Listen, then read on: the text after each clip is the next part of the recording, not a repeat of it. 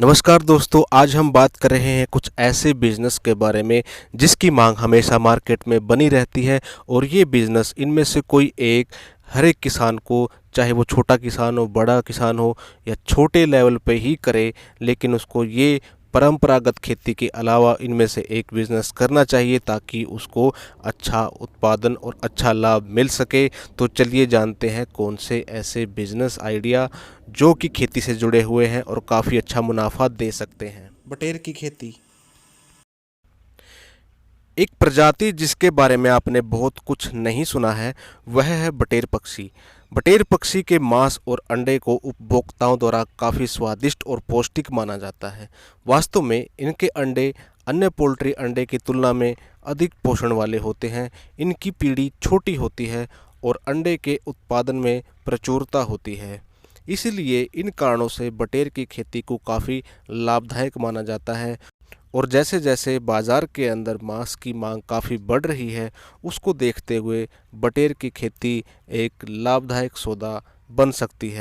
Crab farming यानी केकड़ा पालन, यह जलीय कृषि आधारित खेती है।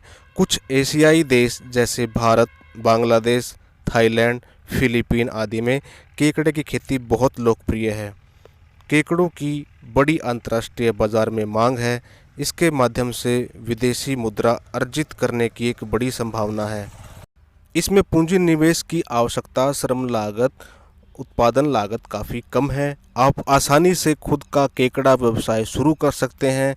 यह व्यवसाय ज़्यादातर तटीय क्षेत्रों के आसपास रहने वाले लोगों को काफ़ी पसंद आ रहा है। मोती की खेती यानी पर्ल फार्मिंग, दुनिया में कई देशों में मोती यानी सीप की खेती की जाती है और भारत उनमें से एक है। लेकिन मोती का महत्वपूर्ण उत्पादन कुछ ही देशों तक सीमित है। मोती की खेती सपनों को बुनने का एक मौका देती है, लेकिन एक्वाकल्चर के तहत इससे सबसे अधिक समस्याग्रस्त व्यवसायों में एक माना जाता है, खासकर जब आप मोती की खेती की कम जानकारी हो, क्योंकि इसमें सीप उगाने में विशेषज्ञता की आवश्यकता होती है। मोती की खेती का सबसे बड़ा फ़ायदा जो इसके पक्ष में जाता है वो है बाज़ार के अंदर इसका मूल्य, क्योंकि आप अगर अच्छा मोती उत्पादन करते हैं तो आपको अच्छा लाभ मिलता है, अच्छा मूल्य मिलता है। पिग फार्मिंग यानी सूअर पालन, सूअर पालन इस तथ्य के कारण लाभदायक है कि सूअर प्रजनक होते हैं। वे एक समय में 10 से 14 बच्चों तक दे सकते हैं। सूअर के लाल मांस प्रोटीन से भरा होता है और इसके स्वाद के कारण बाजार में इसकी मांग उच्च रहती है। सूअरों में विकास दर काफ़ी तेज होती है, जो सूअर पालन एक लाभदायक व्यवसाय बनाती है। बतख पालन, डक फार्मिंग, दुनिया भर में बत्तखों की काफ़ी नस्लें उपलब्ध हैं। यदि कम लागत वाले पशुधन व्यवसाय की योजना आप बनाना चाहते हैं तो बत्तख पालन पर विचार करें, क्योंकि बत्तख काफ़ी हार्डी पक्षी है। उन्हें अतिरिक्त देखभाल और प्रबंधन की आवश्यकता नहीं होती है। और सबसे दिलचस्प बात यह है कि आप पानी की बहुत ही कम आवश्यकता पड़ती है और कम पानी के साथ आप बत्तख पालन कर सकते हैं। डेयरी फार्मिंग दुनिया में सबसे लोकप्रिय पशुधन व्यवसायों में से एक है डेयरी फार्मिंग। डेयरी फार्मिंग से किसान के लिए अपनी मूल आय से कुछ ऊपर कमाने के लिए विभिन्न प्रकार के अवसर खुले हुए हैं, क्योंकि डेयरी के अंदर दूध, पनीर, घी, दही जैसे उत्पाद आते हैं और इनका उपयोग किसान बाज़ार में बेचने के लिए कर सकता है और इस प्रकार डेयरी फार्मिंग से काफ़ी अच्छा मुनाफा कर सकता है। पारंपरिक जो हमारी खेती है उसके साथ जोड़कर काफ़ी अच्छा लाभ किसान कमा सकता है। तो डेयरी फार्मिंग बड़े स्तर पर या छोटे स्तर पर आज दूध की मांग को देखते हुए काफ़ी अच्छा व्यवसाय है।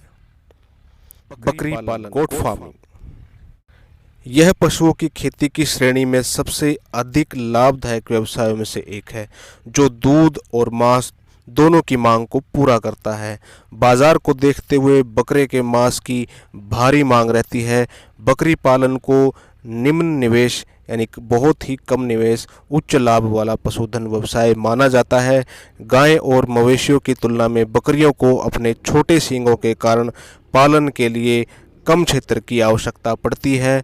और अधिक लाभ देती है। फिश फार्मिंग, मछली पालन, यह जलीय कृषि व्यवसाय का दूसरा रूप है। इस तरह की खेती झीलों, महासागरों जैसे जल निकायों, टैंक, सिंचाई खाई आदि निकायों में कार्प, कैटफिश, तिलापिया, सामन, टूना, रोहू और सफ़ेद पैर वाली झींगा का अभ्यास किया जा सकता है।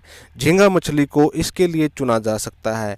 व्यवसाय शुरू करने से पहले आपको आपकी लोकल मार्केट में मांग को जानना होगा, यानी आपको जानना होगा कि लोग आपके आसपास किस तरह की मछली को पसंद करते हैं। उस तरह की मछली का आप व्यवसाय कर सकते हैं। भेड़ पालन को दूध, मांस और फाइबर के व्यवसाय के रूप में लिया जा सकता है। भारत, ऑस्ट्रेलिया, ईरान आदि कुछ महत्वपूर्ण भेड़ उत्पादक देश हैं।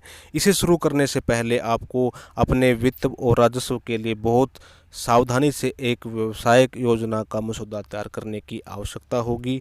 भेड़ पालन भी एक अच्छा व्यवसाय आपके लिए हो सकता है। पोल्ट्री फार्मिंग, मुर्गी पालन, जैसे जैसे मुर्गी के मांस और अंडे की मांग प्रतिदिन बढ़ती जा रही है, वैसे ही आप पोल्ट्री फार्मिंग को अपना व्यवसाय बना सकते हैं। यह किसानों के लिए सबसे आम और लाभदायक पशुधन व्यवसाय है। आसानी से छोटे पैमाने या बड़े पैमाने पर व्यवसाय शुरू किया जा सकता है और इससे अच्छा मुनाफा कमाया जा सकता है। तो ये थे 10 ऐसे व्यवसाय जो किसानों को उचित फ़ायदा दे सकते हैं और अपनी परंपरागत खेती के साथ इनको जोड़कर एक अच्छा मुनाफा